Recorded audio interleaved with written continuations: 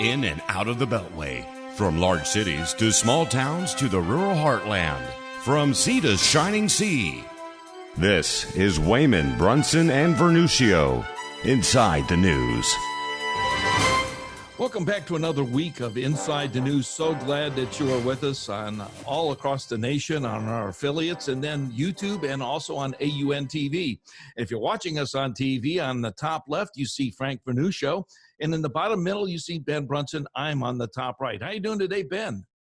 I'm doing just great, Guy. It is a pleasure once again to be with you and Frank. And Frank, how are you today? Thrilled to be reporting from behind enemy lines in New York City. All right. There is so much to get started on this program, and I'm just going to start with some thoughts that I have, and Ben or Frank, then we're going to toss it over to you. My thought is that there is so much with this Black Lives Matter, and everybody wants to end up kind of killing Donald Trump in so many ways. They started with the impeachment this year.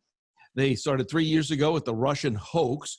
2 years ago, they were granted a blessing with AOC, this young gal who doesn't belong in Congress at all, but yet is this loudmouth person that's getting people riled up and willing to push Pelosi's buttons to do this. And now what is also handed into their lap is the coronavirus, the pandemic delivered to us by China, of all people, which is now giving their platform and has actually got some legs here, Frank. And this is far greater than just a virus, isn't it?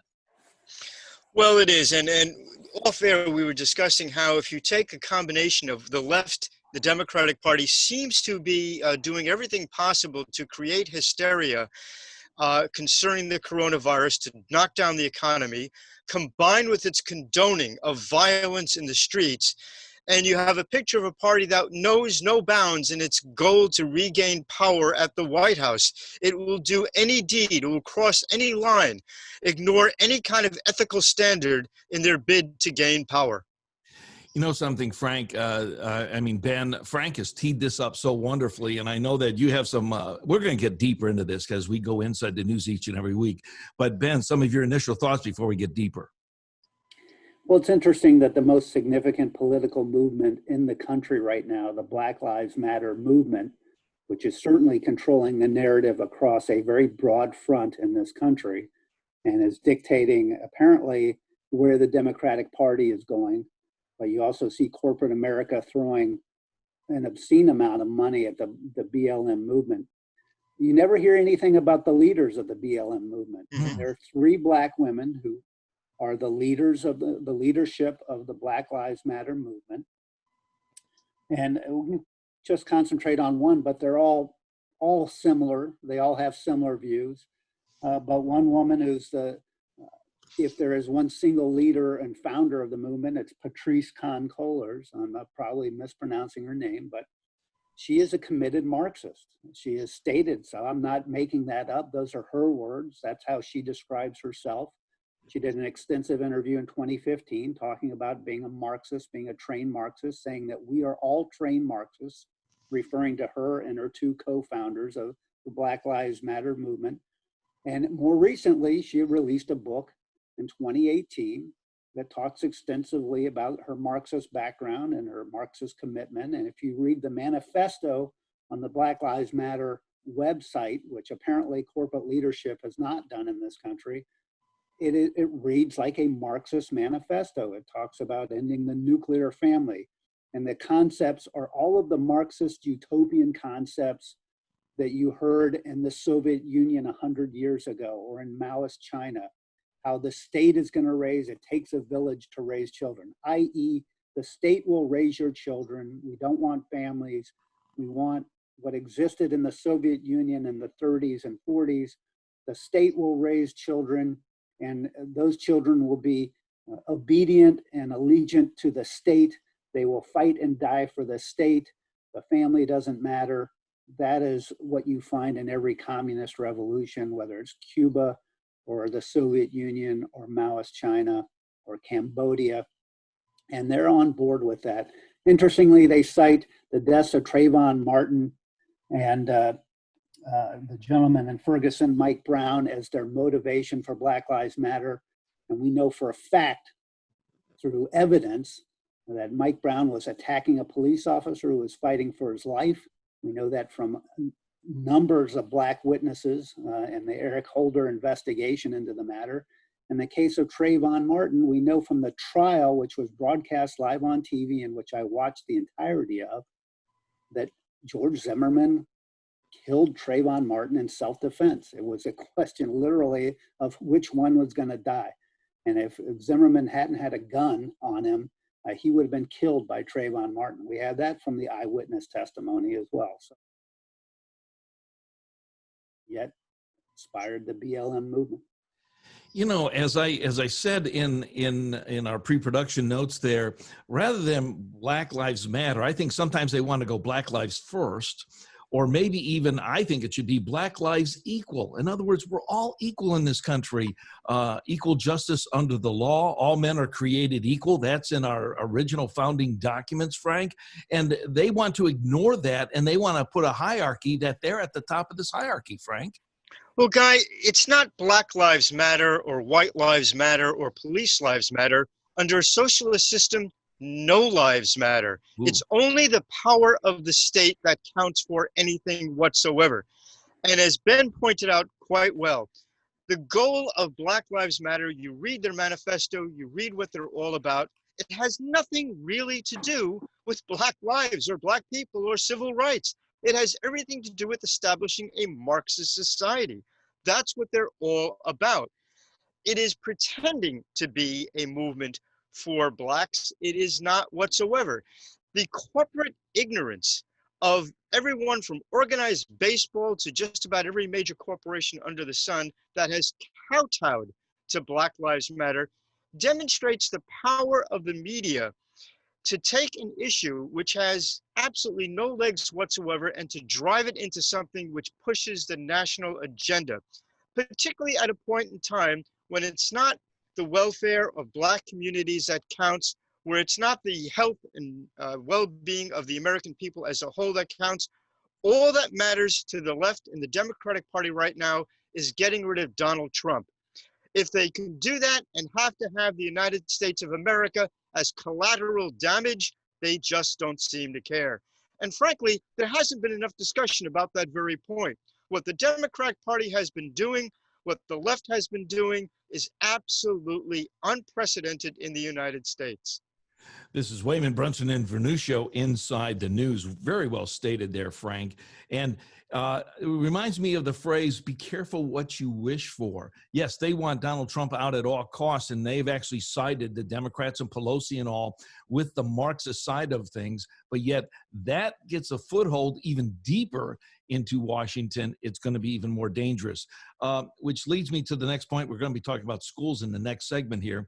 But Ben, what this leads me to is the silent majority or the silent Americans, that they might not, they're not being heard. They're afraid to speak their mind because they're seeing all the violence and all. But yet this is a real group of people watching their country just being destroyed by just a handful of people that have got such a stranglehold with money and with violent thugs. I mean, you know where I'm going with this, Ben. I do, and I think you're right. And this is something that is not showing up in the polls because I believe a lot of Americans who are patriotic and concerned and support Donald Trump have been cowed into remaining silent, but their votes won't be silent come November. And you have a large part of this country looking at what's going on and seeing a very small percentage of people, a minority of the country, dictating violence on the street and rioting. It is a largely white phenomenon when you look at Portland and Seattle and these cities that have recently had we had a weekend of upsurge and supportive protesting and rioting in cities like New York City. These are overwhelmingly white participants in these attacks on police and the violent protests.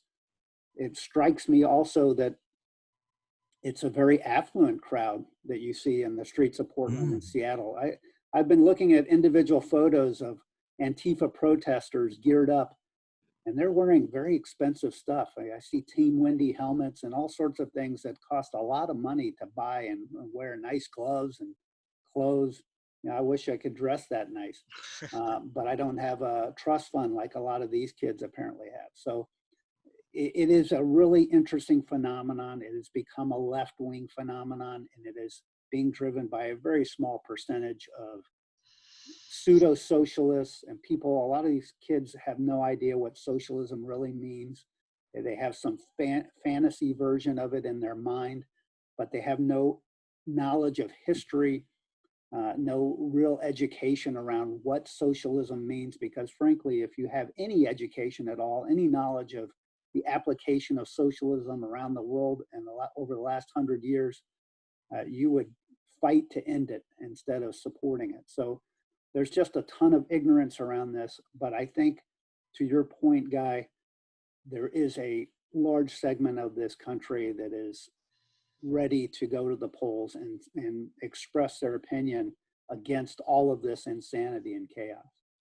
And Frank, we're going to have you come in on this as well. But what I also want to add to that is that every generation had its cause, and we keep going back to the '60s. But that was the war in Vietnam. That was the cause then, and that was, you know, let's pull out of that war. And yet there was this American thought there that let's get out. Nixon then finally did pull us out. But Frank, go. Well, as you can tell by the gray hairs, I was around in the 60s, and I can tell you that even at the height of the most violent protest, even at the height of the most intense division within the country, the debate was profoundly different. The debate about Vietnam was about a single issue for the most part. And the sort of the rubric that you would hear was that, I think you're crazy, I think your point of view is terrible, but I would die for your right to hold that point of view and to talk about it. What we are hearing today from Black Lives Matter, from Antifa in particular, is that I disagree with you, and I'm going to squelch your point of view. I'm going to suppress your personal liberty. I'm going to eliminate your First Amendment rights. At the height of Vietnam, both sides talked about their love for the United States and the society that developed in our country. They disagreed vehemently with Lyndon Johnson or with Richard Nixon, but their love for the United States was there. Here we are seeing, quite bluntly, a significant group of people backed unfortunately by a bunch of corporate whores, who are saying they're going along with this hatred of the United States. We see ridiculous athletes who are making millions, tens of millions of dollars every year, who are claiming they are oppressed. We are talking about people who are saying they are condemning the capitalist system, when in fact the capitalist system is what made them what they are. That's the real difference. There was never a case before, I think even during the Civil War to some extent, where some of the basic concepts of rights were ditched in favor of an alien philosophy. What we are seeing is that they want to toss out the Constitution. They want to eliminate the United States in favor of a Marxist philosophy that, as Ben pointed out brilliantly, has failed miserably throughout the world. And what's most stunning about it is that you're seeing people, for example, in the California Teachers Union, who should know better, for God's sakes, if they're teaching, that this has failed miserably. And yet their ignorance is so profound and is so overwhelming. You have to wonder about how we have paid these people to educate our children over the past 2 generations. My feeling, if the California teachers want to go on strike, fire them all and start from scratch, because quite bluntly, our educational system clearly can be seen from what's happening in the past couple of months, has been the ruination of the United States. It has taught a foul, foreign philosophy that is hateful to the people of the United States, that is hateful to Western civilization, and that frankly is leading to disaster. Defund the schools, not the police. All right, Ben, we just have about a minute and a half left in this segment. And there has to be an indoctrination someplace. We saw the indoctrination of what happened with ISIS and what happened with all of those groups in the Middle East. And these people getting out there, they have to come to a place where they're getting kind of like their field orders. And that's kind of dangerous too, because there is even a bigger head at the top of the snake. Well, it's interesting that you mentioned the 60s and the tieback and our Frank's discussion of the 60s and the reality back then. But again, Frank was describing what the vast majority of kids on the street were feeling in the 60s. It was targeted specifically at the Vietnam War and the desire to get out of it, the overwhelming view that it was an unjust war, that we had no business being there. And yet you had fringe groups that came along in the 60s, like the Weather Underground, who took advantage of that. And a lot of Marxist groups, Puerto Rican liberation groups, all these groups that took advantage of that sentiment and chaos to advance their agenda. And you go back to Black Lives Matter movement, the founder, Patrice, is a protege of Eric Mann. Who's Eric Mann? He was a Weather Underground member, and in turn, a protege of Bill Ayers and Bernadine Dorn, the same two names that pop up repeatedly over the last 30 years, influencing the Democratic Party and certain Democrats and members of extreme groups. All right, we've got to take a pause there. We could keep on going, and we will, but we're going to be talking about a vaccine. Is it out there? Results for the schools and all. This is Inside the News. We'll be back. You're listening to Wehman, Brunson, and Vernuccio, Inside the News.